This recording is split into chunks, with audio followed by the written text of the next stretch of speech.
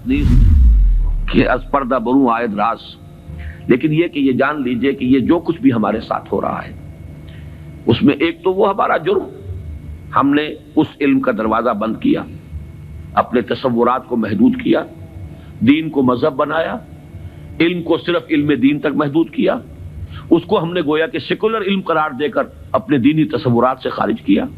یہ ہماری غلطی، اور اس سے بڑا جرم یہ کہ اس آسمانی ہدایت کے بھی ہم کسٹوڈین تھے پہنچانے کے لیے، اور ہم نے یہ کہ خود اس کو پیٹھ دکھائی، خود اس کو اپنا امام نہیں بنایا، خود اس کو اپنا رہنما نہیں بنایا، اور دوسروں تک پہنچانے کا تو کوئی سروکار ہی نہیں، سوال ہی نہیں۔ اس اگر ڈائگنوسس درست ہے تو اب اس کا حل کیا ہے؟ پہلے تو یہ کہ اپنی ذمہ داری کو ہم پہچانیں۔ ظاہر بات ہے کہ ذمہ داری جتنا بڑا رتبہ ہے اس کی اتنی ہی بڑی ذمہ داری ہے، اور اگر وہ پہلو ہی کرے تو اتنی ہی سخت سزا کا مستوجب ہوتا ہے۔ کمتر درجے کی ذمہ داری ہے، کوتاہی بھی ہو گئی ہے تو کمتر درجے کی سزا کفایت کر جائے گی۔ رتبہ بڑا ہے، جن کے رتبے ہیں بڑے ان کی سوا مشکل ہے، جن کا رتبہ ہے سوا ان کی سوا مشکل ہے۔ تو ہم کسٹوڈین ہیں اس ڈیوائن میسج کے، گائیڈنس کے، رحمت للعالمین کی رحمت للعالمینی صلی اللہ علیہ وسلم، اس کے امین ہم ہیں۔ لہذا پہلا کام تو یہ ہے ہمارے سامنے کہ اس علم کے اندر، جس کے لیے میں اب ایک لفظ استعمال کر رہا ہوں، اسلامائزیشن آف نالج، علم کو دوبارہ مسلمان کرو۔ یہ علم جو ہے، بڑی پیاری بات اقبال نے کہی تھی، عشق کی تیغ جگردار اڑا لی کس نے، علم کے ہاتھ میں خالی ہے میان ہے ساقی۔ بڑی پیاری تشبیہ ہے یہ۔ عشق سے مراد یہاں وہ ایمان ہے، ایمان کی وہ تیغ جگردار اس میان میں سے نکال لی گئی ہے، خالی نیام رہ گیا ہے۔ یہ پورا سائنٹیفک نالج جو ہے اس خالی نیام کے مانند ہے جس میں سے تلوار عشق نکال دی گئی۔ یہی تلوار عشق اس میں دوبارہ داخل کر دی جائے، ایمان کو اس علم کے ساتھ اگر شامل کر دیا جائے تو در حقیقت سارے مسائل کا حل ہو جائے گا۔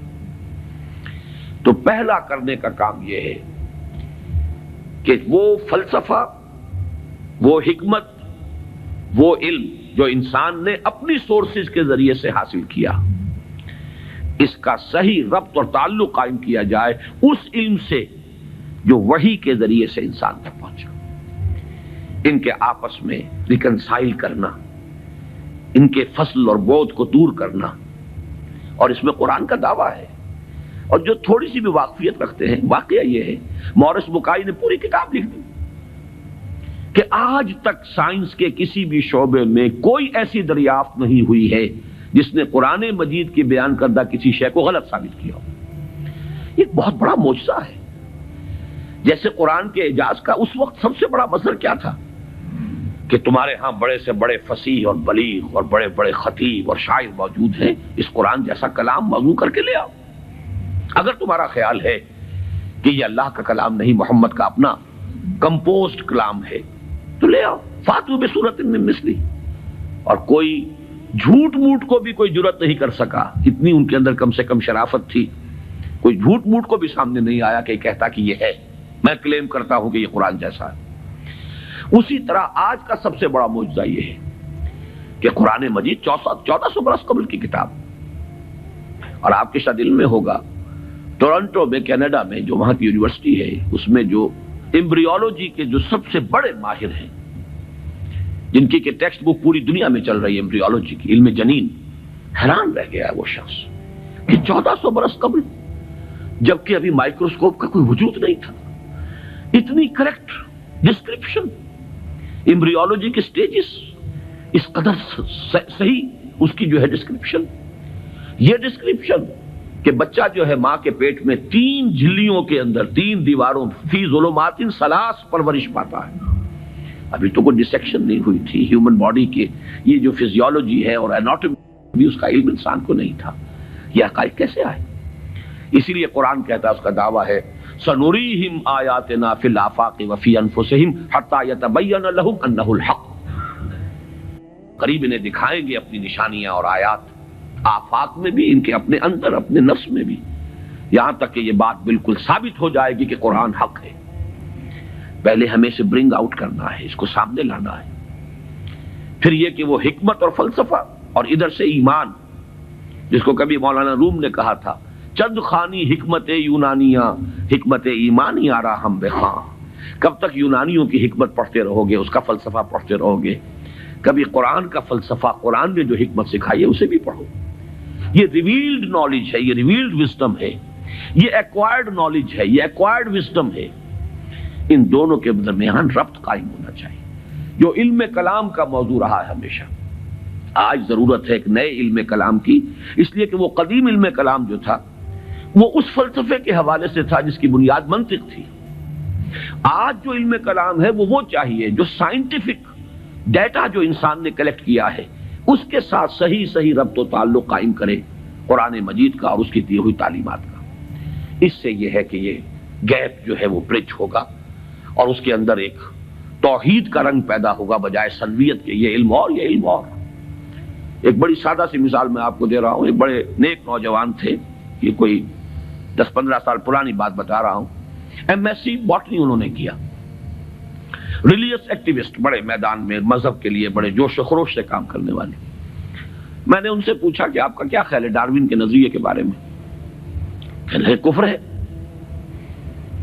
میں نے تھوڑا سا پاز کیا، میں نے کہا ٹھیک ہے وہ کفر تو ہے، لیکن تم نے کیا ہے، وہ مجھ سے کافی چھوٹے ہیں عمر میں نے کہا تم نے کیا ہے ایم ایس سی باٹنی، مجھے تو اس حوالے سے بتاؤ کہ جو اس بایولوجی کے فیلڈ میں اس کے لیے جو دلائل ہیں، جو اس کے لیے شہادتیں ہیں، جو اس کے لیے ثبوت دیے گئے ہیں، ان کے بارے میں کیا رائے ہے؟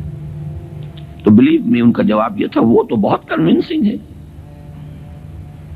یہ ہے وہ سپلٹ پرسنالٹی.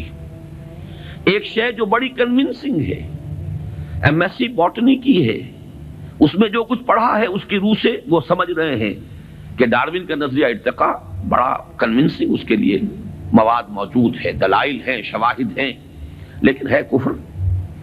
یہ سپلٹ پرسنالٹی، دماغ کے ایک گوشے میں ایک چیز ہے، دوسرے گوشے میں دوسری چیز ہے. یہ سپلٹ پرسنالٹیز دنیا میں کوئی کام نہیں کر سکتی. کمپوز پرسنالٹیز، ایک وحدت جس کو کہا ہے قرآن نے علی وجہ البصیرت قل ھذہ سبیلی ادعو الی اللہ علی بصیرۃ انا ومن اتبعنی. اے نبی کہہ دو یہ میرا راستہ ہے، میں اللہ کی طرف بلا رہا ہوں، تو اندھیرے میں ٹامک ٹوئیاں نہیں مار رہا ہوں. علی وجہ البصیرت، نہ صرف میں بلکہ میرے ساتھی جو میرا اتباع کر رہے ہیں وہ بھی دونوں آنکھوں سے راستہ دیکھ کر چل رہے ہیں اور بلا رہے ہیں اگر اس راستے کی طرف تو علی وجہ البصیرت بلا رہے ہیں. پہلا تو یہ پرابلم ہے ہمارا اور یہ بہت بڑا چیلنج ہے.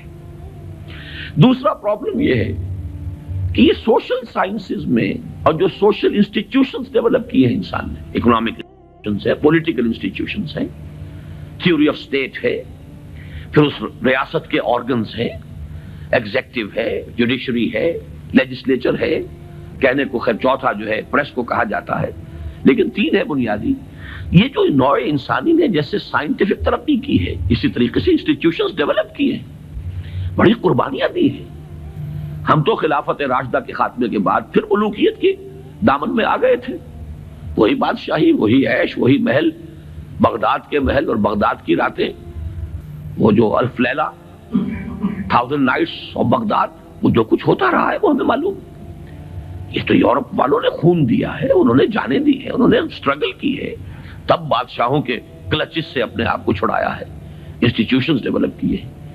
لیکن یہ کہ ان انسٹیٹیوشنز کو اب یا تو یہ ہے کہ بالکل ایک مرعوب ذہنیت کے ساتھ، ڈیفیٹسٹ مینٹیلٹی کے ساتھ جوں کا تو ہم ایکسپٹ کر رہے ہیں، یا یہ کہ ٹوٹلی ریجیکٹ کر رہے ہیں. حالانکہ دونوں چیزیں اللاجیکل ہیں. اس میں تجزیہ کرنا ہوگا کیا صحیح ہے کیا غلط ہے، کیا چیز کمپیٹیبل ہے دین کے ساتھ کیا نہیں ہے. پھر اس کی بصیرت فراہم کرنی ہوگی. سود حرام ہے تو کیوں حرام ہے، اس کی قباحتیں کیا ہیں، یہ کس طور سے امبیلنس پیدا کرتا ہے معاشرے کے اندر، کس طریقے سے ارتکاز دولت پیدا کرتا ہے، اور اس سے پھر فساد پیدا ہوگا. آخر کمیونزم بھی یوں ہی تو نہیں آ گیا تھا. It was not a bolt from the blue. یہ ری ایکشن تھا کیپٹلزم کا، اور اگر کیپٹلزم اور ننگا کیپٹلزم جاری رہا تو پھر کسی اور ری ایکشن کو وہ جنم دے گا. اسی کی کوکھ سے کوئی اور اینٹی تھیسس وجود میں آ جائے گا. جیسے ابھی آپ نے وہ کے جی بی کے کوئی بڑے ڈبل ایجنٹ کا ابھی انٹرویو آپ نے پڑھا ہوگا، 1-2 دن پرانی بات ہی ہے. اس نے یہ کہا ہے کہ یہ ایک تجربہ تھا، ناکام ہو گیا، لیکن میں اس کے اوپر شرمندہ نہیں ہوں، یہ ایک بہت اچھا کام تھا جو ہو رہا تھا، اور یقیناً بہت خیر اس سے وجود میں آیا ہے۔ بہرحال انسان پھر تجربہ کرے گا۔ اس اعتبار سے دوسری ذمہ داری ہماری یہ ہے، جو قرآن کے حامل ہیں، حامل قرآن، اگرچہ مجھے شعر یاد آیا اقبال کا، جانتا ہوں میں یہ امت حامل قرآن نہیں، ہے وہی سرمایہ داری بندہ مومن کا دین، جانتا ہوں میں کہ مشرق کی اندھیری رات میں بے ید بیضا ہے پیران حرم کی آستی۔ تو حقیقت تو وہ ہے جو اقبال نے کہی ہے، لیکن بہرحال سو کالڈ حامل قرآن تو ہم ہیں نا، قرآن کو ماننے والے، لیکن یہ کہ اس حامل قرآن امت کا دوسرا فرض یہ ہوگا، جہاں ایک طرف ایمان کے حقائق کو سائنٹیفک معلومات کے ساتھ ان کی ایک ربط اور تعلق کو اسٹیبلش کرنا، وہاں دوسری طرف سوشل سائنسز اور سوشل انسٹیٹیوشنز کا تجزیہ کہ ان میں صحیح کیا ہے جس کو اختیار کرنا ضروری ہے، ان میں غلط کیا ہے جس کو اس میں سے مائنس کرنا ضروری ہے۔